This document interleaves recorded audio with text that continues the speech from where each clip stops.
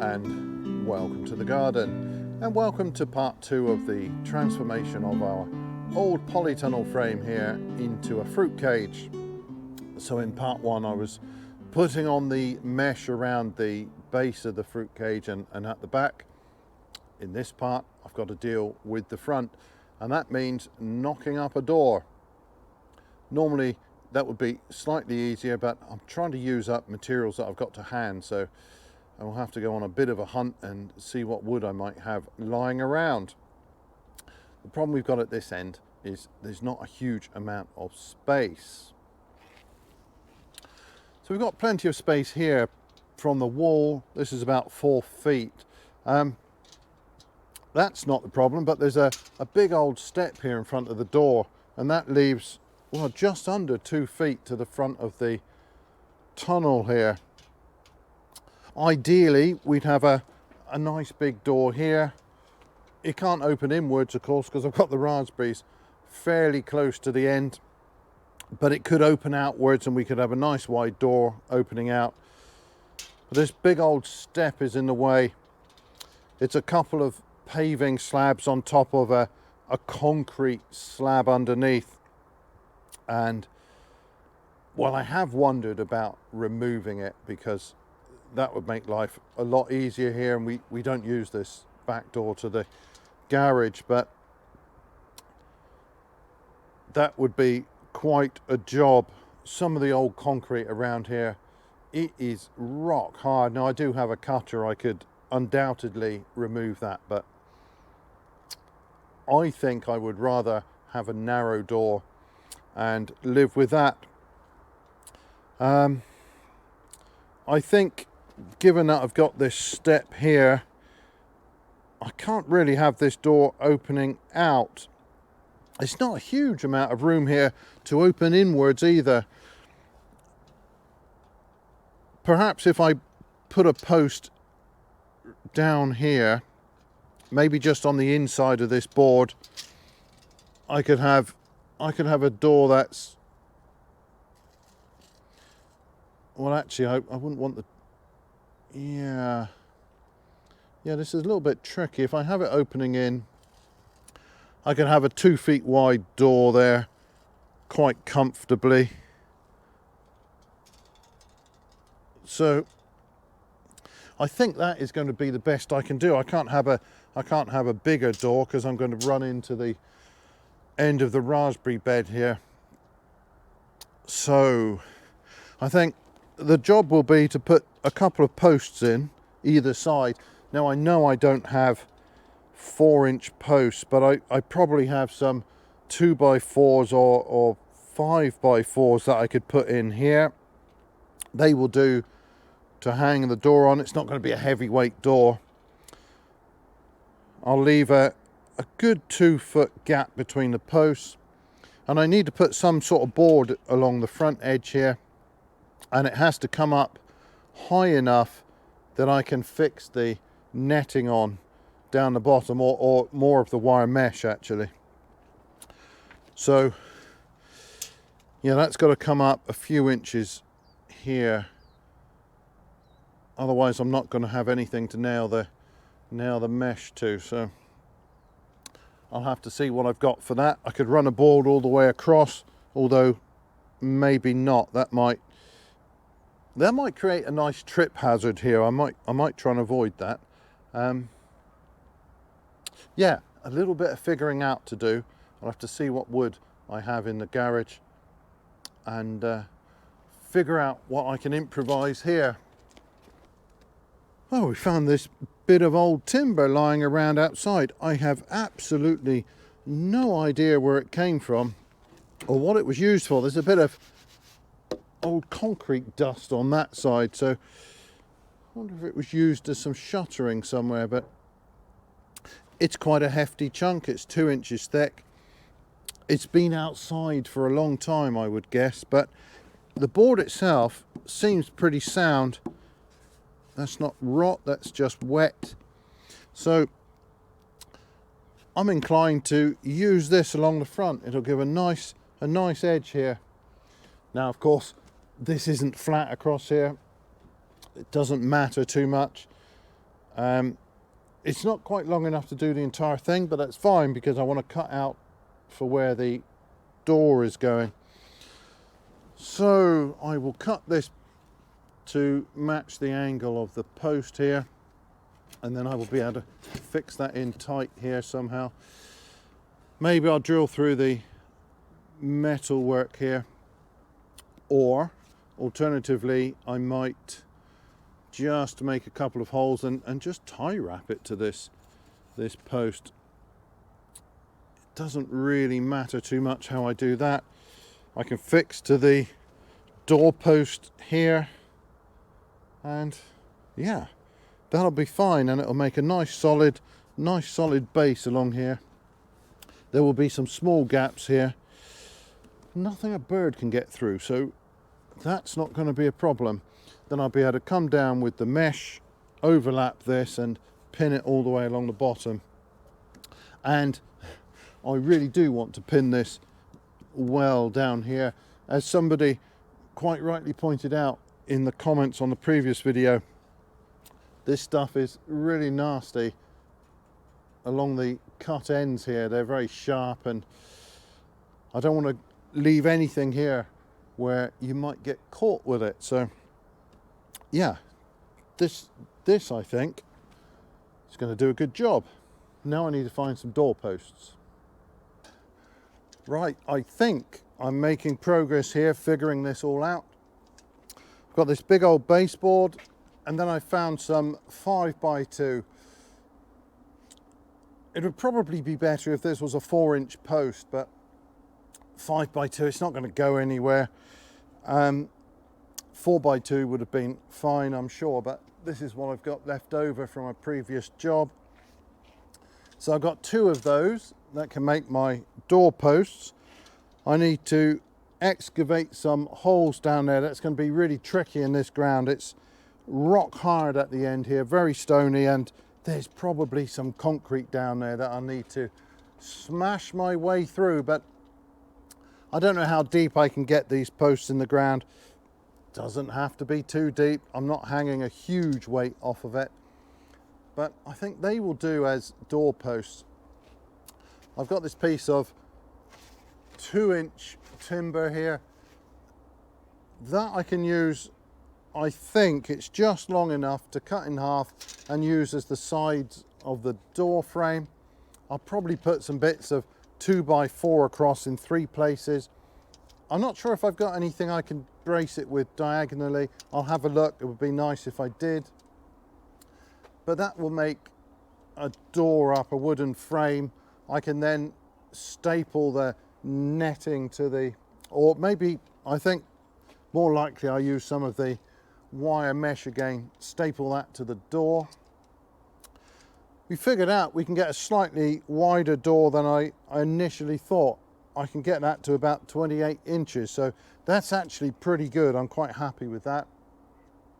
Everything's a little bit wonky here, and I did assume to start with that for this timber here to be vertical. I think we're pretty close there now. I did assume that this would go on the inside of the frame, maybe just under this crossbar, but it actually works out better if I have this on the outside of the frame. Now, I'm not keen on fixing to this crossbar because it's only held with a little clip here. That can rotate on this tube, so I'd rather have this up tight against the end of the frame here. I don't think that's a problem. I can undoubtedly bend the mesh around it and somehow work with it on the outside of the frame here. So after I find out how deep the hole will go, I can then mark this to be cut off here, and it can rest tight against this frame. I can strap it across on this frame as this cross piece as well. That will be fine. I'll put a piece of timber between 4x2 or another bit of 5x2 between these 2 posts at the top. That's looking great. It won't run quite square across the end here, but because this timber will, I think I'll have this timber on the outside. I mean, I could have it on the inside there, run across. That would keep it fairly square, but I think this frame doesn't run quite right. No, it does not. Well, it's not bad. I'll have to think about that. If I run from the inside face here to the face of the door post, then this board is going to be at a slight angle. It's not a big deal, it's only a fruit cage. It'll be slightly more wonky on the other side, but I don't know. I am inclined to do that nonetheless. For some reason this second post is sitting a bit that way, and I can't help that. I've got the edge of the slabs and the concrete underneath. So I think it's going to come out just a little bit Vincin Voncin again. Right, I'll just slide that aside there. Move this weed membrane out of the way.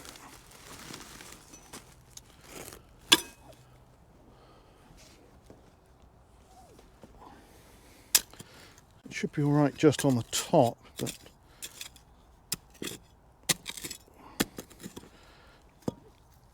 this is a very stony part of the garden, and of course there could be concrete under here as well.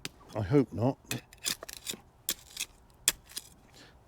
It's almost impossible to get into there, which is why I've got the wrecking bar out.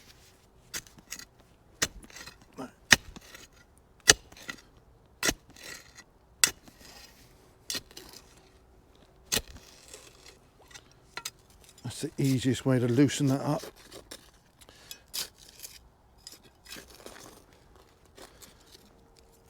In this spot it's pretty horrific trying to get post holes in or anything like that, so, and I'm up tight against this, so I can't really use a post hole digger, so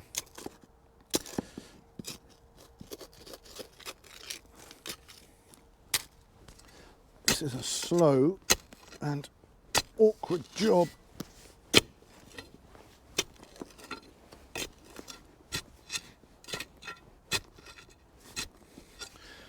It looks though as though when we dug this over, it does look as though we've loosened this a bit, because this is not as bad as I expected. I mean, there's still a lot of stone in here, of course.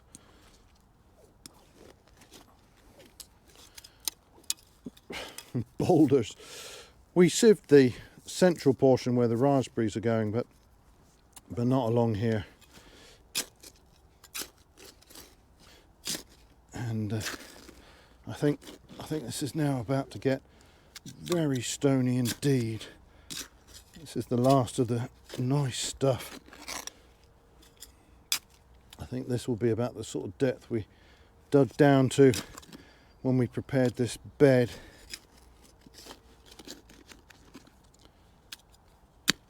Yeah, that's something nasty down there. Right, well, I'm going to start cutting some of the timber to size, and I think before I assemble everything I might give it a little lick of paint. The sort of paint I've got here and the stuff I've used in the garden before, there are probably better products that soak into the wood a bit better. It is very good at repelling the rainwater though, so it's not bad. I don't know how much it will help in terms of longevity. I'm not too worried about that, but it'll certainly make it look a little bit nicer, and I've got the paint, so I might as well give this stuff a little bit of treatment before we assemble. But I can start cutting this to size. I found an offcut, a bit of scrap that is wide enough to do the top of the door. So if I'm going to make a 28-inch door, then I want this to be, I would say, 28.5, the gap between the two. I've got to allow for a little bit of movement, some swelling of the timber during humid conditions, and a little bit of bowing that will undoubtedly happen. So if I make it too tight, I'm going to run into trouble. So yeah, I think I need a good 28.5 between the posts. This does not look at all square, so I think what I'll do first is just cut one of these ends.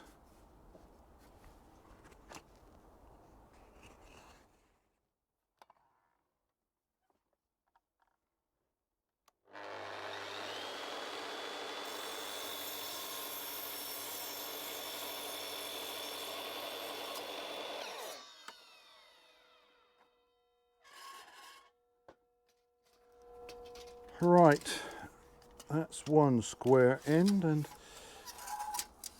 now I can measure off 28.5.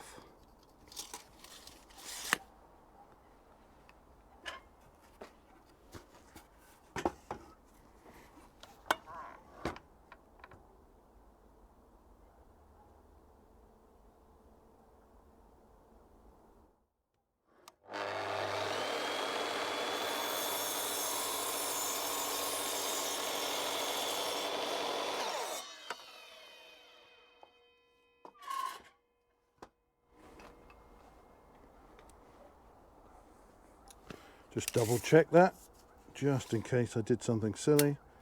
No, that is perfect. So, right, that piece can go between the posts, and that'll help me get the spacing right.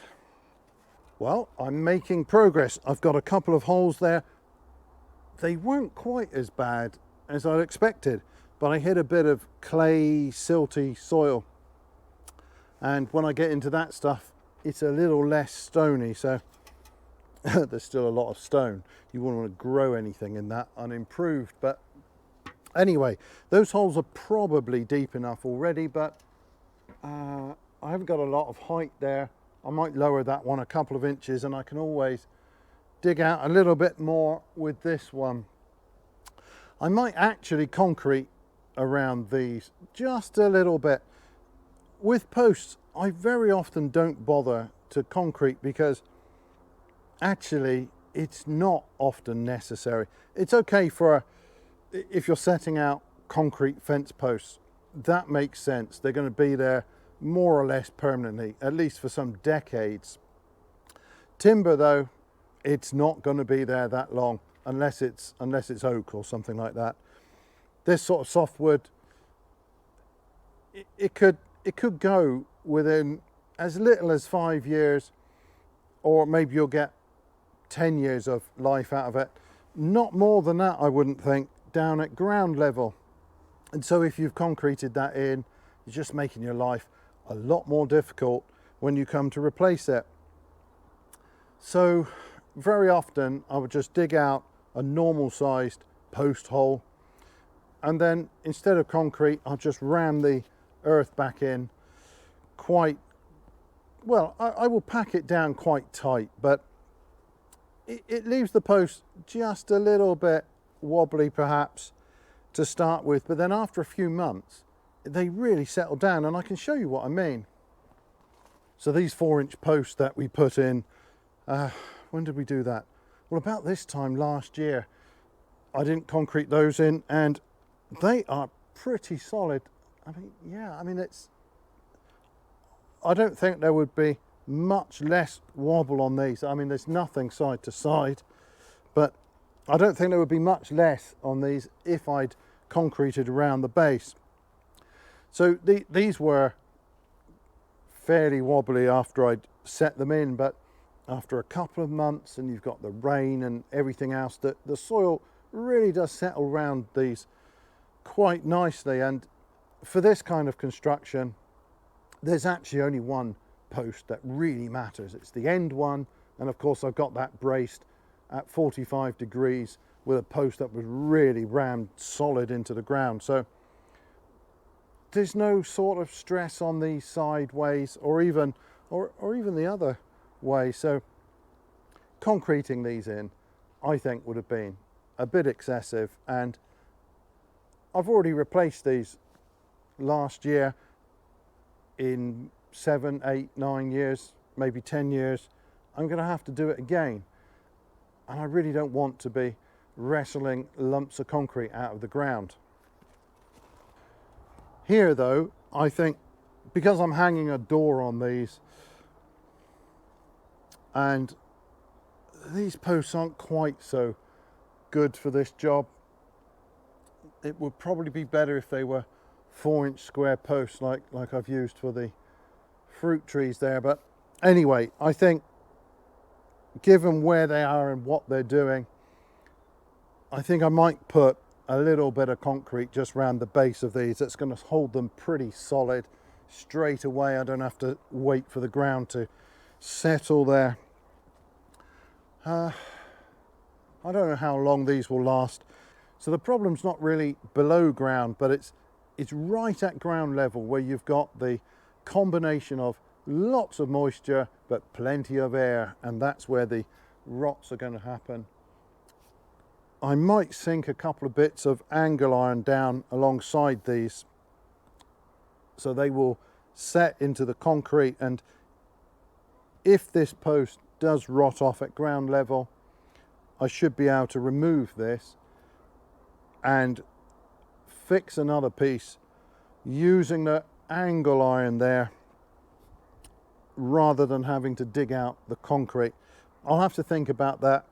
It's just some idea that popped into my head there, and maybe I'll do something like that with an eye to having to replace these in some years' time. I would think for this timber, I mean, it's 2 inches thick.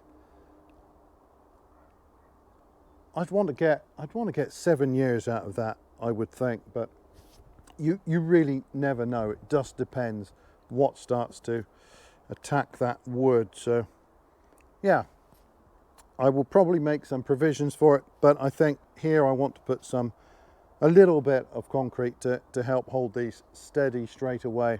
I'm not going to go mad. I don't want a huge concrete post down there. That would be completely over the top. But yeah, so this isn't bad now. I think what I'll do is take these out and give them a lick of paint. I want to get a couple of coats on before I assemble these.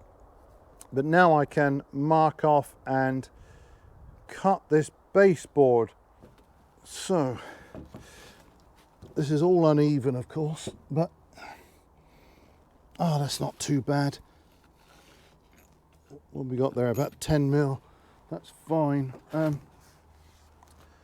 So I'll just mark the angle on the inside of the post here.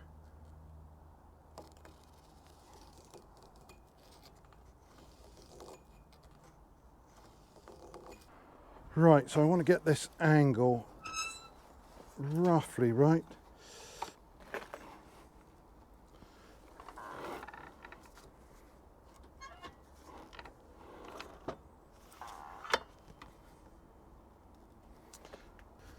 Right.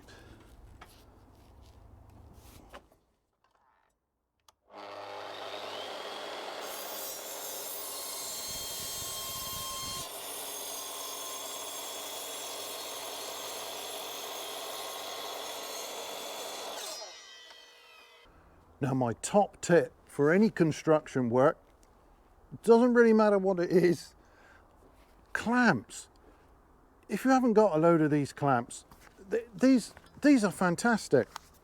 These are only cheap. I know you can spend a lot of money on them, but these are cheap ones. I've had them for years, and it's like having a dozen extra pairs of hands. So I can clamp these boards in place. I've clamped this one to the post. That one's clamped in place. I've got a clamp down the bottom there, and it's all rock solid. I use these for all sorts of jobs. They are superb. My top DIY tip: get yourself a whole load of cheap clamps. Anyway, now to the actual job.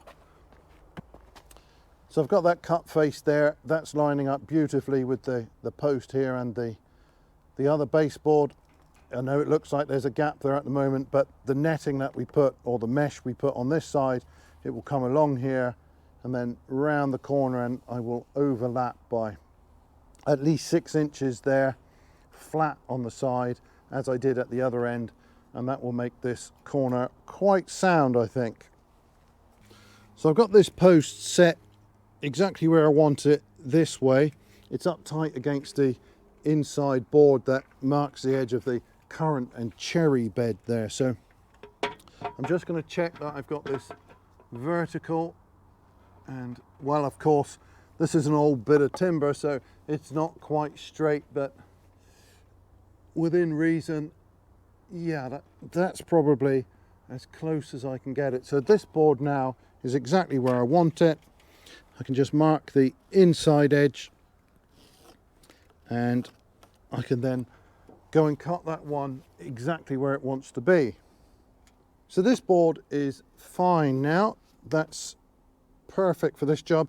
I'll be able to screw these two together. I will probably screw in from the outside because I think this wood is a little bit more sound than this stuff. So this is the length I cut to go up the top, but I can use that to make sure that I space these two correctly right this minute. And actually that is pretty close already. So I can adjust this post, get that one square, clamped at the top, and then I'll cut the other baseboard exactly the same way. Dear oh dear, I think it might be time to call it a day and go and have a glass of wine, because I'm going a bit mad. My second top tip of the day would be, don't go tripping over the clamps. That's the only danger with them. And then I'm looking everywhere for my flipping pencil till my long-suffering wife points out that I've got it stuffed behind my ear. Where's it gone? I haven't got it there anymore.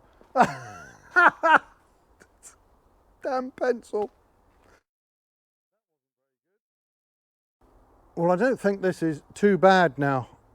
All these pieces are cut ready. I will make these final cuts after these are actually installed. It's a bit awkward cutting up there, of course, but I think that's the better way to do it. And yeah, I'll be able to clamp those tightly in place while the concrete sets. Everything here is a little bit wonky, and it's not entirely true across the front, especially on this side. On the left hand side it's not too bad, but on this side the base does run in a little bit, but the ground is canted over and the frame is probably not perfectly vertical, so I don't think it's too bad a job. And it is only a fruit cage. This is not precision engineering. What I do want to do though is make sure that these posts are vertical and that I've got the gap right, top and bottom, and everything square here. I think within reason this is pretty good. Yeah, I mean that's as close as I'm going to get for sure, and that is pretty good there. Of course I'll adjust this as carefully as I can when I set these posts in concrete, but the bar behind here is running at an angle, but it really doesn't matter. The only important thing I think is that the door is vertical, and especially the side that I'm going to hinge it on. So this wood of course is not perfectly straight. That one's not too bad. This piece, yeah, this piece is bowed that way, but there's nothing I can do about that. This timber is never perfectly straight, but I think this is going to be good enough.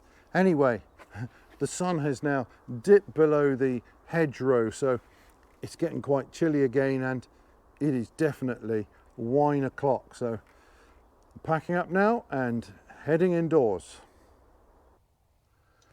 So I'm just laying out the components for the door here. I found some old wood. It's not in the best of conditions, but I think it'll be okay for the bracing.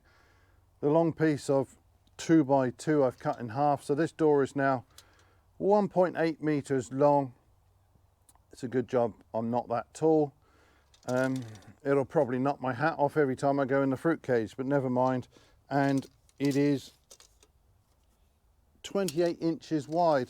So that's a lot wider than I thought I'd be able to get in here. This is going to be fine. Across the middle, I've got 3 pieces of 4x2. And now I'm going to cut this bracing so that it's as tight a fit as I can manage between these points. Now, very often, if I was doing something like this, I would paint up and assemble the frame, and then I would cut these after that was already laid out. The reason being that I want these to be a tight sort of jam fit in the frame, but because I want to clean these up and give them a coat of paint today, I'm going to cut these right now. I haven't got time to faff around, so I've just positioned these, and the frame is all square. I've been measuring diagonal to diagonal, and now all I want to do is just line up with these edges here, and then I can mark where I want to cut.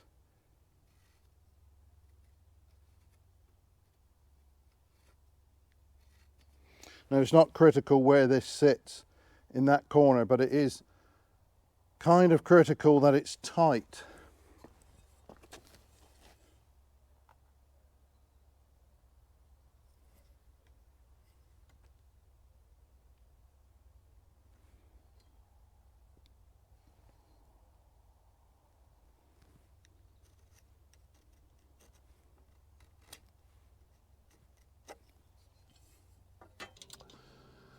So I've cut those 2 bracing pieces, and this is basically how the door is going to be. I've got some hinges in 3 places. Now, I ordered these from a certain well-known online retailer where they were described as heavy duty. They are definitely not heavy duty, but there are 3 of them, and okay, this will weigh a little bit, but it's not too heavy, so I'm sure 3 of those together will be okay. And then I've got a couple of catches. Now, of course, I could put 1 catch in the middle, but what tends to happen with this kind of construction is it will bow and move. So I prefer in this case to have a catch on the top and the bottom, and at least I can sort of pull this in to match the door frame. The only other point, and this is a bit of a funny one, is where to put these braces, because I've lost count of the number of times I've seen sort of garden gates and doors braced the wrong way. And you see all sorts of funny patterns, bracing, say, from this corner over here and then out, or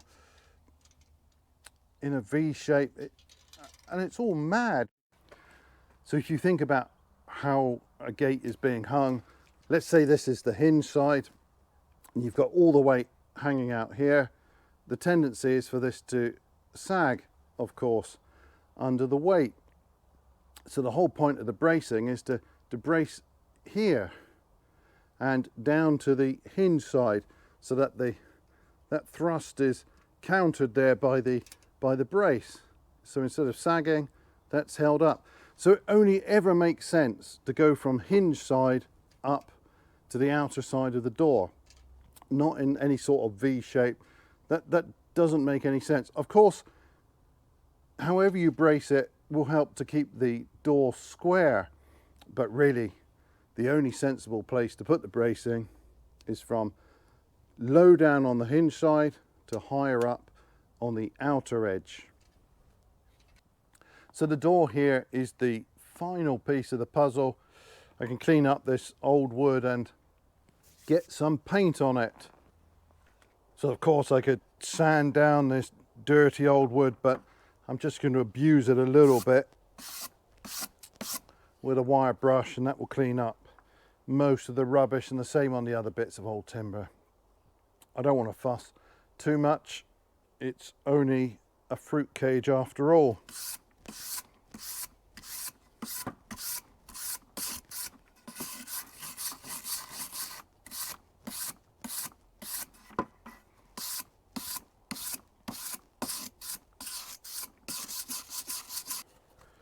With these raggedy edges, of course I could get a file out, but it's just as quick to take this off with a little knife.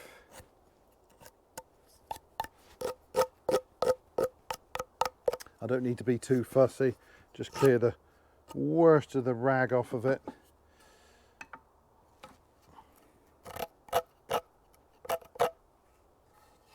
So I'm using a grey water-based paint here.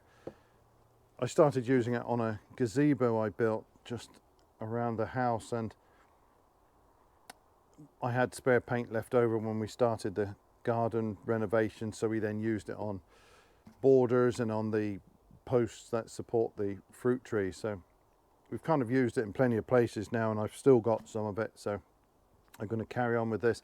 It's probably slightly better, I suppose, in terms of longevity, to use a thinner oil-based paint that will really soak into the wood, but I'm not too worried about that here. This stuff doesn't soak in quite so well, but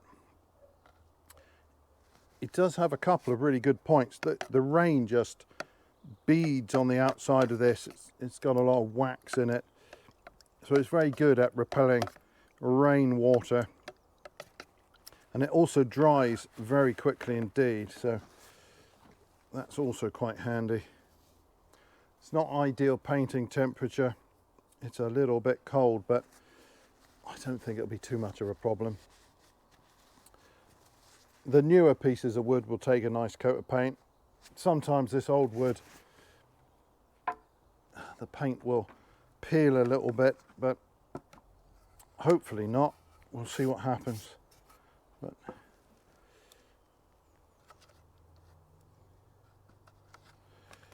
the first coat is always a little bit scrappy, of course. I give a lot of attention to the end grain, because that's naturally where the wood will soak up water.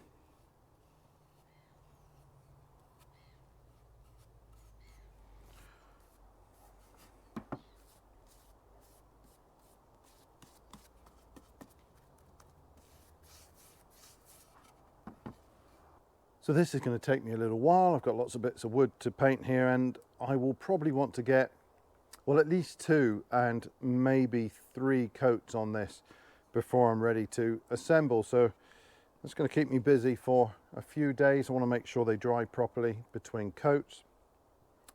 So this is probably a good place to end this video. I will come back with a third part when this stuff is all painted up and I'm ready to assemble the door frame and concrete in those posts, and then of course cover that end of the cage with mesh. So that'll be all for this video. Thanks ever so much for watching, and bye for now.